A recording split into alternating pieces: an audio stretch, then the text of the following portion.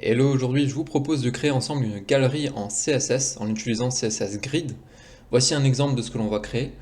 Vous avez ici la galerie avec les différentes images. Certaines prennent plus qu'une case. Et vous avez un effet au survol au-dessus de chacune de ces images. Et au clic, en bonus, je vous propose de créer une pop-up qui va vous permettre de voir l'image en intégrale. Il suffira de cliquer à côté ou sur la croix pour fermer l'image. Et ce projet sera également responsive, puisque comme on le voit ici, en fonction de la taille de l'écran, votre grille va s'adapter.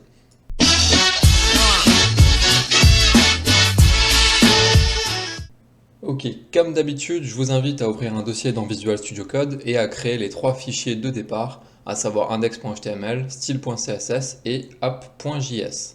On va également créer un dossier ici qui va contenir toutes les images de notre galerie.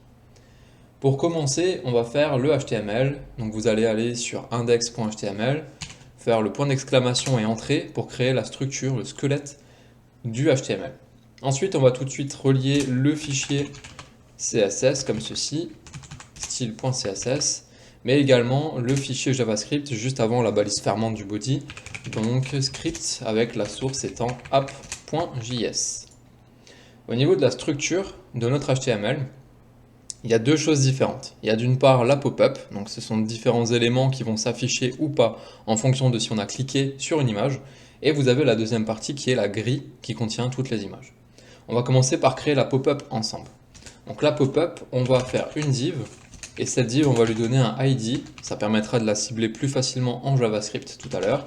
Et on va lui mettre un ID de pop-up-du-milieu BG pour background. Donc ça va correspondre en fait à l'ensemble de l'écran, avec notamment le fond qui va être noir, un petit peu transparent.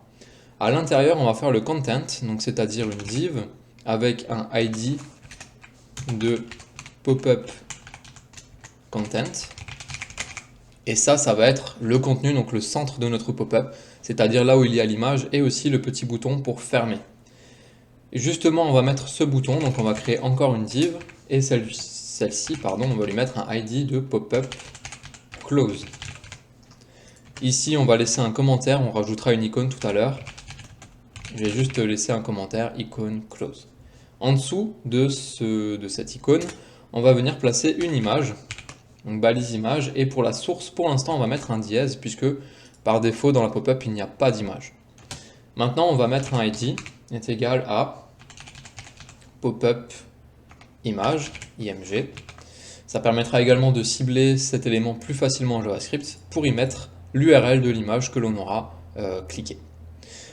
Alors, une fois qu'on a fait cette pop-up, c'est-à-dire cet élément-là, on va venir juste en dessous et on va créer la grille, c'est-à-dire vraiment la galerie que l'on veut implémenter. On commence par créer une div, et dans cette div, on va lui mettre un ID de grid. À l'intérieur de la grille qu'on vient de créer, on va vouloir intégrer 16 fois le même élément. Cet élément, ça va être une div qui possède un ID unique et une classe, et à l'intérieur de laquelle on va mettre un élément image. Je vous mets un exemple ici de ce que l'on veut. Voilà, donc une div qui va posséder une classe et qui va posséder un ID unique de type nature-du-milieu avec un numéro, et à l'intérieur on va placer une image qui possède une classe. Ça, il va falloir l'écrire 16 fois, mais à chaque fois on devra changer le ID. Donc manuellement, ça va être assez long, et je vais vous montrer comment faire pour écrire ça rapidement avec Emmet. Donc ici, ce que l'on veut, c'est créer une div 16 fois.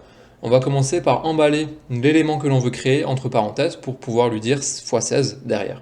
Donc parenthèse, div, on veut une classe de grid item, on va écrire .grid-du-milieu item, et on veut également un ID, donc dièse, et ce ID ça va être nature-du-milieu, et là on a un numéro, sauf que ce numéro on veut qu'il s'incrémente automatiquement.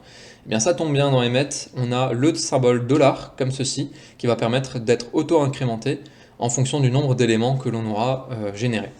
Donc on écrit $, et à l'intérieur on va vouloir une image, donc on va faire un chevron vers la droite, comme ceci, et image, point, et la classe que l'on veut sur chacune de nos images, c'est grid image. On sort à l'extérieur des parenthèses et on lui dit x16, et là vous appuyez sur tabulation, et ça vous génère automatiquement les 16 items que l'on voulait. Donc regardez ici, on a bien nature 1, nature 2, 3, 4, etc. Ça a été correctement incrémenté. On va encore s'occuper de l'icône qui va permettre de fermer la pop-up. Pour ceci, vous allez sur Ion Icons, vous venez ici sur Usage, et là vous copiez les deux scripts qui sont écrits, qui vont permettre d'importer automatiquement les icônes. Vous allez venir en dessous de ce script-là d'import de notre fichier app.js et vous collez les deux lignes que vous venez de récupérer. Ensuite, on retourne sur le site Ion Icons, on va aller sur Icons, on va aller ici choisir un style rempli, et on va chercher le symbole Close, et on va prendre ce cercle-là. Vous cliquez pour copier l'icône, vous revenez dans le code, et là où on a laissé un commentaire juste avant, on va remplacer ça par l'icône. On va vérifier qu'on a bien quelque chose, donc on devrait voir pour l'instant aucune des images qu'on a ici, puisqu'on n'a pas encore récupéré les images dans le projet. Par contre, on devrait voir ici cette icône. Donc si ce n'est pas déjà fait, comme d'habitude, je vous invite à installer Live Server, l'extension. Donc vous allez ici, vous cherchez Live Server, vous l'installez, vous venez sur votre fichier index.html, vous cliquez là-dessus, et ça va vous ouvrir un serveur local avec votre projet. Donc effectivement, on voit juste l'icône, c'est-à-dire qu'on a réussi à importer l'icône de ce site web. Pour y voir un petit peu plus clair, et pour voir les images, on va les importer. Je vous invite à aller sur Pixabay, qui est une banque d'images libre de droit. Et là, vous pouvez rechercher les images que vous voulez. Donc peut-être que la galerie, vous voulez la créer avec vos propres images. À ce moment-là, je vous invite à les importer vous-même. Ici, on va simplement rechercher nature. Et puis, vous prenez les premières images qui vous plaisent. Là, dans le projet, je vais en prendre 16. Prenez-en autant que vous voulez. Il faudra juste que le nombre ici d'items, grid item ici, corresponde au nombre d'images que vous avez. Une fois que vous avez téléchargé les différentes images, je vous invite à les nommer nature-1.jpg, nature-2.jpg, etc. Vous devriez donc obtenir quelque chose comme ceci, et vous les mettez dans le dossier images. Moi j'ai pris quelques images de nature assez simples, comme ceci, et on est bon. À ce moment-là, il y a toutes les sources ici qu'il va falloir remplir, puisqu'on va vouloir placer ces images à l'intérieur ici. Donc soit vous avez téléchargé les images, soit vous souhaitez directement récupérer les URL depuis le site web. Si vous souhaitez les récupérer via l'URL, il vous suffit de faire un clic droit, ouvrir l'image dans un nouvel onglet, et là vous pouvez prendre cette URL qui correspond en fait à l'URL de l'image directement. Donc soit vous prenez cette URL pour le mettre directement ici, à ce moment-là vous n'avez pas besoin de récupérer les images en local, soit si vous avez fait comme moi, ici on va écrire // et on va aller dans le dossier image et nature1.jpg. Vous faites la même chose pour toutes les images, donc ici ce sera nature 2, nature 3, etc. Et on se retrouve dès que c'est fait. Bien, une fois que vous avez remplacé toutes les URL ici, si vous allez sur Live Server, vous voyez que vous avez toutes les images qui ont été correctement importées. On est donc bon à passer maintenant au CSS. Vous pouvez cliquer ici pour splitter votre écran en deux et mettre le fichier de style d'un des deux côtés. Ensuite, on peut faire CTRL B pour enlever la barre de navigation et avoir un petit peu plus de place. Pour le CSS, on va faire comme d'habitude un reset général. Donc margin 0 pour tous les éléments, padding 0 et box sizing, border box. Ensuite, on va venir donner du style sur le body et on va lui dire que le body il va être fixe. Vous allez comprendre tout à l'heure pourquoi, je vais vous expliquer. On va donc lui mettre que le body fait 100% de la hauteur de l'écran en hauteur et 100% de la largeur de l'écran en largeur. Donc sans view width comme ceci. Et on va mettre juste un petit peu d'espace sur les bords, donc on va mettre un padding de 20 pixels. Pour le fond d'écran, je vais mettre quelque chose de plutôt sombre, donc on va prendre du dièse 1, 2, 1, 2, 1, 2. Et on va aussi mettre une position relative, là aussi je vais vous expliquer pourquoi. Et enfin, on va mettre un overflow hidden, donc ce qui veut dire que avec les tailles d'écran fixes et overflow hidden, tout ce qui va dépasser finalement de la taille de l'écran ne sera pas visible. Vous allez me dire, mais qu'est-ce qui se passe si jamais on a beaucoup d'images et que du coup on a besoin de scroller? Puisque là actuellement ce sera impossible de scroller avec Overflow Hidden. Eh bien on va expliquer ça tout de suite. Si je reprends l'exemple final, dès que je clique sur une image, je veux que la pop-up soit bien placée, qu'elle prenne 100% de l'écran et qu'elle soit centrée ici. Donc pour que la pop-up soit toujours placée au bon endroit, le plus simple c'est de dire que le body il est fixe et qu'il a une taille fixe, de sorte à pouvoir toujours placer de la même façon la pop-up. Du coup, notre élément qui est trop grand, c'est-à-dire la grille, celle-ci elle doit pouvoir être scrollable. Donc c'est-à-dire que la grille ici va aussi avoir une taille fixe, mais par contre si des éléments dépassent à l'intérieur, là on va pouvoir scroller. Donc la barre de scroll que vous avez ici, elle n'est pas associée au body, mais elle est bien associée à l'élément galerie que l'on a. Donc de cette façon vous pourrez scroller, et même si je suis en bas de la page, vous voyez que la pop-up ici elle apparaît toujours à la même position, c'est-à-dire en plein milieu de mon écran. parce que le body est fixe. Et donc la position de la pop-up, elle est absolue par rapport au body. Et c'est pour ça que le point de référence, c'est le body, avec une position relative. On va maintenant donner du style à la grille. Donc c'est l'élément qui possède le ID grid. Et on va lui dire que on veut faire une grille, donc display grid. Et à ce moment-là, on va lui dire grid template colonne. Et là, on va vouloir répéter plusieurs colonnes. Et on va lui dire autofit. Alors autofit, ça veut dire que tu vas remplir autant que possible de colonnes, ce qui va permettre d'avoir une grille qui est responsive, puisque le CSS va gérer automatiquement le nombre de colonnes qu'il va pouvoir mettre en fonction de la taille de l'écran sur lequel vous êtes. Et là, on va lui dire que pour chaque colonne, on veut une dimension qui soit au minimum de 350 pixels, et au maximum, tu prends un FR. Donc c'est-à-dire qu'il va pouvoir caler autant que possible de colonnes de 350 pixels, et sinon il va prendre toute la place qui reste, qui est disponible. Ensuite, on va lui dire que grid auto rows, donc il va créer automatiquement des lignes, mais là aussi on va fixer la taille à 350 pixels de sorte à obtenir des carrés, puisque les colonnes, donc la largeur de chaque carré sera de 350 pixels, et ici on aura aussi des lignes de 350 pixels.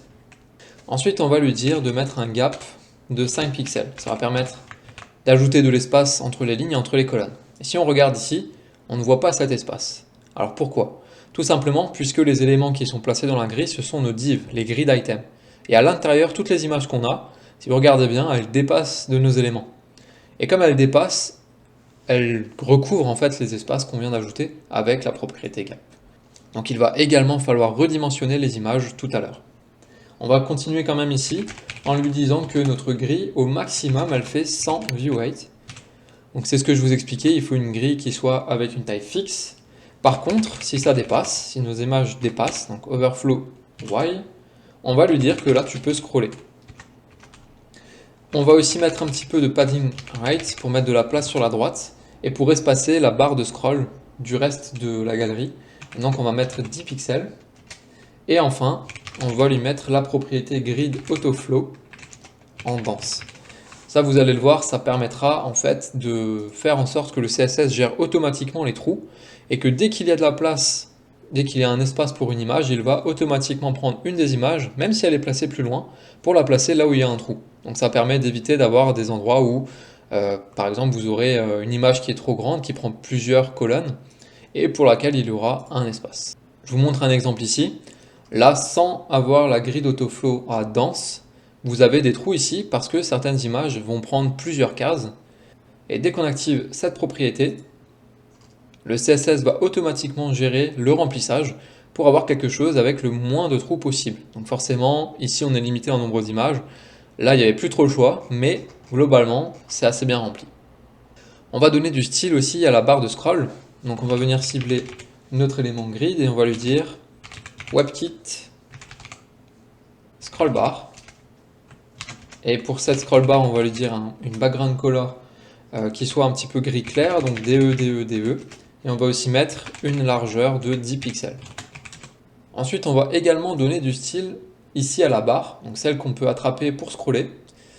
Et ça, on le fait avec grid WebKit scroll bar theme. Et on va simplement changer la couleur pour mettre un gris un petit peu plus foncé. Ce sera du dièse 757575, comme ceci. Et maintenant, on va passer à chaque item, chaque grid item, à l'intérieur de notre galerie. Donc on va venir sélectionner la classe grid item et on va lui dire overflow hidden. De cette façon, les images ne dépasseront plus, cette fois-ci, de nos cases. Si on regarde, vous voyez que maintenant, on voit l'espace entre chacune de nos cases. C'est ce que je vous expliquais tout à l'heure. Ensuite, pour notre grid item, on va également rajouter une propriété avec le curseur qu'on va mettre à pointer pour montrer qu'on peut cliquer sur les images. Donc c'est simplement le pointeur avec le doigt à la place de la souris classique. Et comme on aura des animations, on va rajouter une transition pour que cette transition soit un petit peu plus douce. Et on va lui dire que pour toutes les transitions, ça va durer 0,2 secondes et avec un timing à ease. Maintenant, on va donner du style aux images à l'intérieur. Donc on va venir sélectionner la classe grid image et on va dire que toutes les images elles prennent 100% de la largeur mais aussi 100% de la hauteur Et là, le problème, c'est que nos images, si on fait ça, elles vont être étirées pour vraiment remplir l'espace disponible. Mais certaines images ne sont pas des carrés. Donc pour régler ce problème, il faut rajouter une autre propriété qui est Object Fit Cover. De cette façon, notre image va être étirée de sorte vraiment à couvrir son élément parent, mais en gardant ses proportions. Ensuite, on va mettre un display block et on va rajouter une transition puisqu'on aura aussi une animation sur l'image. Et on va dire que cette animation, elle concerne la propriété transform qu'on va rajouter après, qu'elle va aussi durer 0,2 secondes avec ease. On va mettre l'animation sur l'item en lui-même. Pour l'item, on veut simplement qu'il grossisse. Donc on va mettre un grid item quand on le survole. On veut transform, scale, et on veut grossir un tout petit peu, donc fois 1,05. Et on va rajouter aussi une ombre, box shadow, pour montrer que c'est un petit peu au-dessus du reste. 0,010 pixels, et on va mettre quelque chose qui soit un peu noir transparent, donc 0,00, et on va mettre pour la transparence du 0,6. On regarde ce que ça donne. Voilà. Maintenant, quand on survole ici, on a bien un effet de grossissement de l'item en lui-même. Par contre, si vous regardez entre les deux, on a un effet un peu bizarre, comme s'il y avait un problème de surpassement de l'une à l'autre. Donc c'est un petit problème d'affichage et on peut régler ça facilement. On va juste explicitement lui dire que quand on survole, tu passes au-dessus du reste avec un z-index fixé à 2 par exemple. Et maintenant, ça passe beaucoup plus vite l'un au-dessus de l'autre. Ça permet de régler ce petit problème. Et on va rajouter encore l'animation sur l'image, donc grid image, over. Et là, on va aussi mettre un effet de grossissement, donc transform. Par contre, on va mettre scale, mais avec beaucoup plus, on va mettre 1,2. On regarde ce que ça donne. Voilà, donc maintenant vous avez l'item qui grossit, mais vous avez aussi l'image à l'intérieur qui va grossir dès qu'on survole, ce qui permet d'avoir cet effet. Maintenant, on va vouloir un petit peu rendre cette galerie moins monotone en lui disant que certaines de ces images, elles vont prendre soit plusieurs colonnes, soit plusieurs lignes. Et pour ceci, on va utiliser les ID qu'on a fixés. Donc là, vous pouvez vous amuser en fonction des images que vous souhaitez. Moi, je vais simplement prendre des images un peu au pif pour les placer. Et on va venir cibler avec l'ID comme ceci. Donc là, j'ai pris par exemple 3 images auxquelles je dis grid colonne, bah, tu prends 2 colonnes. Donc span 2, ça veut simplement dire étends-toi sur 2 colonnes. Et j'ai pris 3 autres images pour lesquelles j'ai dit grid row, span 2, donc tu prends 2 lignes. On regarde ce que ça donne. Et voilà, on a un placement un petit peu moins monotone avec des images qui vont s'étendre sur plusieurs cases. Il nous reste encore la pop-up.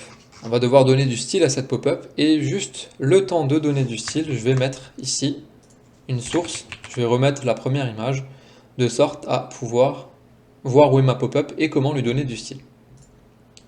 Pour la pop-up, on va venir déjà donner le style au fond. Donc background, pour rappel, c'est finalement l'élément qui englobe la totale. Et on va lui dire display none. Ça, c'est juste pour pas l'oublier de le mettre après. Mais on va le commenter pour l'instant. Puisque par défaut, on ne veut pas de pop-up, on veut simplement la voir affichée lorsqu'on clique sur une image. Ensuite, on va lui dire position absolute. Rappelez-vous, la référence c'était notre body avec position relative. Donc le fait de le mettre en position absolute, ça veut dire qu'on va placer cet élément par rapport au body. Et on va lui dire que position en top c'est 0, en left c'est 0. Et on va lui dire que tu prends toute la place disponible. Donc on va aussi mettre une largeur à 100% de la taille de l'écran et une hauteur à 100% aussi de la taille de l'écran, comme ceci. Et on va lui dire que le fond il va être noir transparent, donc on va lui dire RGBA ici, sauf qu'en transparence on va mettre un petit peu plus foncé quand même avec du 0,8 à la fin. Ensuite on veut que ce soit vraiment au-dessus de tout le reste, donc on va lui mettre un Z-index de 3, puisque là on avait mis un Z-index de 2, donc pour être sûr que ce soit vraiment au-dessus de tout le reste, on lui met un Z-index un petit peu plus grand. Et enfin, le positionnement en fait de l'image, donc du content qu'on a ici, on veut que ce soit centré par rapport à cet élément. Et tout à l'heure, on fera un display flex quand on affichera la pop-up. Donc là, on va déjà placer les différentes propriétés qui permettent de centrer un élément à l'intérieur d'un parent qui va être en display flex. Et ses propriétés, c'est Align Item Center et Justify Content Center. Voilà. Donc là, juste pour vous montrer, on va mettre un display flex le temps 2, comme ceci.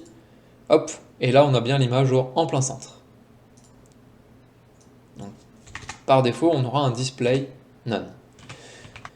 Avant qu'on oublie, on va donc donner ce display flex à notre pop-up dès qu'on a cliqué sur une image.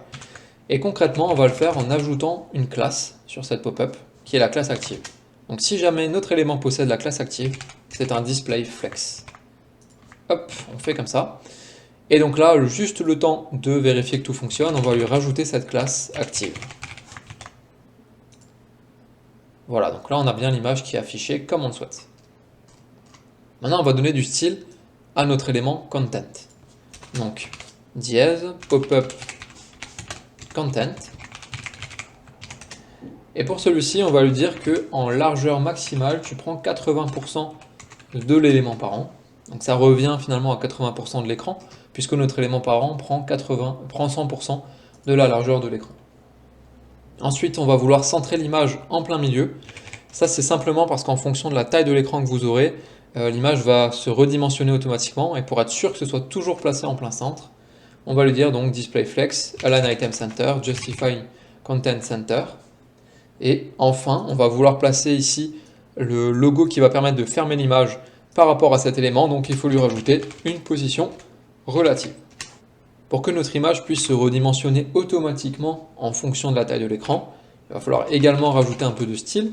On vient cibler cette image avec Pop-up Image.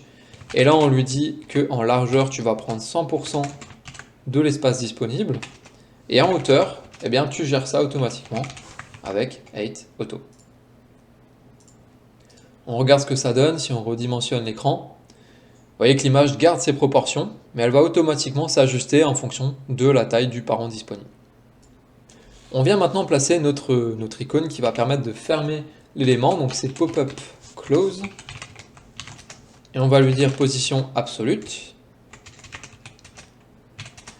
Donc on le place par rapport à cet élément-là, qui est en position relative.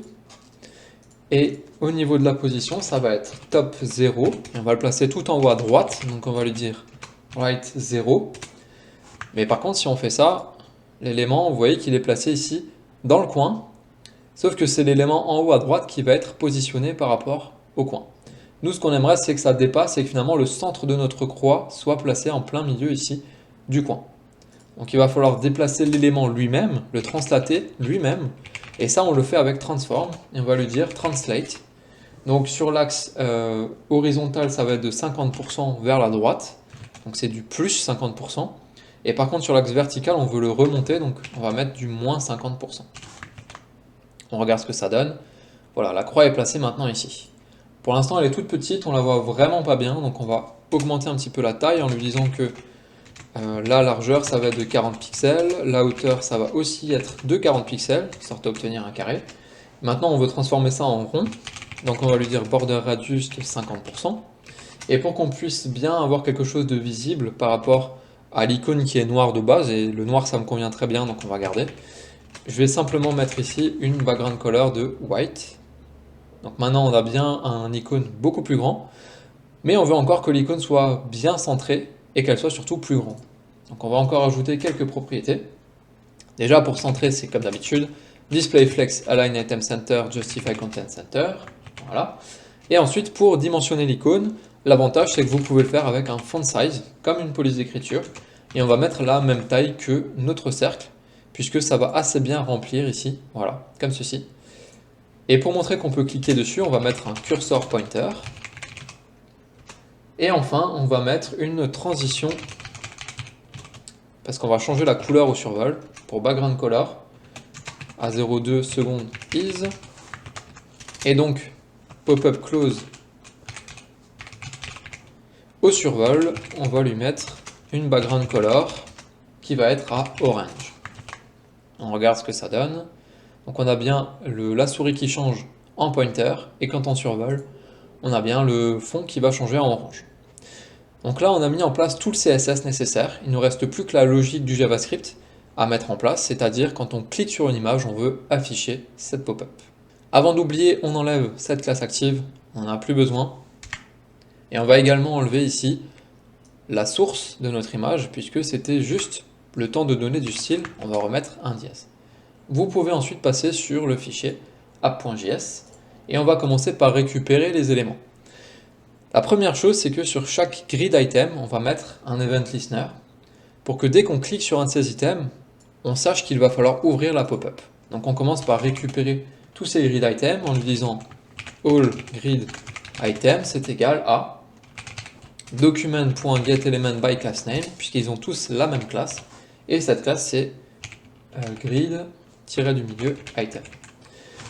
Petit problème, si on fait ça, on aura des node elements, node list en fait. Nous, ce qu'on aimerait, c'est juste avoir un tableau de valeurs pour pouvoir faire un for each dessus, pour donner en fait le même event listener sur tous. Donc, on va faire comme ceci. On va mettre un tableau et on va utiliser le spread operator. C'est les trois petits points que vous avez ici. Donc, concrètement, ce que ça fait, c'est que cette node list, on va prendre chaque item à l'intérieur qu'on a récupéré et on va le mettre dans un tableau, dans un array, comme ceci. Ensuite, on récupère le pop-up background, donc c'est-à-dire finalement notre élément pop-up. Pop-up bg est égal à document.getElementById. GetElementById, voilà. Et le ID c'est pop-up background, comme ceci. De la même façon, on va récupérer l'image, puisqu'on va devoir changer l'URL, la source de cette image, donc document.getElementById. Et cette fois-ci, c'est pop-up image. Voilà, et je pense que c'est tout ce dont on aura besoin. Et donc, on va commencer par mettre un event listener sur chacun de nos items. Donc, on vient ici et on va lui dire allGridItems.add .forEach. Donc, pour chacun, on va mettre pour chacun des éléments, hop, élément.addEventListener. Et on écoute l'événement au clic et on va lui dire que tu appelles la fonction open pop-up. Cette fonction elle n'existe pas encore, mais on va la créer maintenant. On vient par ici, const open pop-up est égal à la fonction. Et dans cette fonction, on va vouloir faire plusieurs choses. Déjà, on va vouloir vérifier, récupérer finalement l'élément grid item le plus proche, puisque quand on va cliquer quelque part, bah finalement ça va être plutôt sur l'image qu'on va cliquer. D'ailleurs, on peut le voir, je vais mettre ici l'événement, donc on va récupérer l'événement du clic, et on va faire un console log de cet événement, juste pour voir ce que ça donne. On vient ici, quand je clique, on a bien ce pointer event, et si vous regardez, vous avez plein de choses. Nous, on s'intéresse surtout à target, c'est-à-dire là où on a cliqué, et vous voyez qu'ici, il y a marqué image. Donc le clic, il a bien été reçu sur l'image. Mais nous, ce qu'on aimerait, c'est pouvoir cibler ici ce grid item. Alors pourquoi est-ce qu'on aimerait récupérer ce grid item? Eh bien regardez, ici on a mis le ID est égal à nature 2.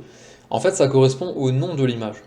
Donc finalement, ce qu'on aimerait faire, c'est récupérer le ID du grid item qu'on a cliqué pour pouvoir générer le lien, ici la source, dynamiquement en remplaçant ici le nature 2 par le ID de cet élément. Et c'est ce qu'on va faire. On va commencer par récupérer le grid item qu'on a cliqué. Donc sachant que nous on clique sur l'image, on va lui dire let grid item clicked est égal à event.target. Donc il faut qu'on laisse l'event ici en paramètre, voilà. Et on va lui dire closest, donc ça permet de récupérer l'élément le plus proche qui va correspondre à un élément qui possède la classe grid item. Donc on lui dit avec un sélecteur qui est un sélecteur CSS en fait, point grid item. Donc ça devrait récupérer en fait non plus l'élément image, mais l'élément grid item. On va vérifier avec un console log de grid item clicked et on va recliquer sur une image. Et vous voyez maintenant on récupère plus l'image, on récupère bien le grid item comme on le souhaitait. Maintenant qu'on a récupéré cet item, il nous faut récupérer son ID puisque ça correspond au nom de l'image. Donc on va lui dire let clicked image name est égal à grid item clicked.id tout simplement. Et donc on va générer on va faire deux choses. La première, c'est de mettre notre pop-up avec la classe active pour qu'elle soit affichée à l'écran. Et on va aussi remplacer la source de l'image ici. Donc première chose pour notre pop-up, c'est pop-up background.classlist.add. Et donc c'est la classe active, ce qui va afficher la pop-up. Et on va mettre la bonne source d'image. Donc pop-up image.src est égal. Si vous travaillez avec des URL d'images et non pas ici des images que vous avez en local, il vous suffit d'écrire ici directement l'URL de votre image et ça ira très très bien. Sinon, vous aurez donc besoin de ça et vous allez mettre ./image/ et là le nom de l'image ça va être donc ce qu'on a récupéré juste au-dessus. On va mettre un $, ouvrez les accolades, cliquez image name et on rajoute l'extension qui est pour toutes les images que j'ai, c'est du .jpg comme ceci. On vérifie que ça fonctionne, je clique sur une image, vous voyez que maintenant la pop-up s'ouvre puisqu'elle a la classe active, et en plus de ça j'ai bien la source qui s'est placée, ici, voilà, on a bien /image/nature2.jpg. Maintenant si je clique sur fermer ou à côté, eh bien il ne se passe rien du tout, c'est normal, on n'a pas encore implémenté la fonction qui va permettre de fermer cette pop-up. C'est ce qu'on va faire maintenant, et donc on va lui dire que finalement quand on clique quelque part, dans cette pop-up, on veut que ça se ferme n'importe où, en fait, que ce soit à côté de la pop-up, ici dans la zone noire un peu transparent, ou sur ce bouton, on veut que ça se ferme. La seule chose, le seul moment où on ne veut pas que ça se ferme, c'est quand on clique sur cette image. Donc on va prendre le problème à l'inverse, au lieu de lui dire que soit quand je clique ici, soit quand je clique là, tu fermes, on va lui dire que finalement, dès que tu cliques quelque part, tu fermes, sauf quand on clique ici. Donc on va lui dire que déjà, quand on clique sur l'image, on veut ignorer. Donc pop-up image.addEventListener. Quand c'est un clic, on va lui dire que cet event, finalement, tu vas l'arrêter, tu ne vas pas le propager jusqu'à la pop-up. Event.stop propagation, comme ceci, ce qui va bloquer l'event. Et par contre, quand on clique n'importe où ailleurs dans la pop-up, donc pop-up background finalement, .addEventListener, là aussi, ça va être au clic. Et on va lui dire close pop-up. Il nous reste à créer cette fonction. Const close pop-up est égal à fonction. Et la seule chose qu'on veut faire ici, finalement, ça va être d'enlever la classe active de notre pop-up. Donc classlist.remove active. On vérifie que ça fonctionne. Si je clique à côté, ça ferme bien. Si je clique sur le bouton, ça ferme bien. Si je clique sur l'image, par contre, ça ne ferme pas. Donc on obtient bien le comportement attendu. Et on arrive à la fin de ce tuto. J'espère que ça vous a plu. Si vous aimez bien ce genre de tutoriel, n'oubliez pas de vous abonner. Je publie environ une vidéo par semaine. Et n'oubliez pas de laisser un commentaire et un j'aime sur cette vidéo, ainsi que de la partager avec vos amis. À la semaine prochaine, salut!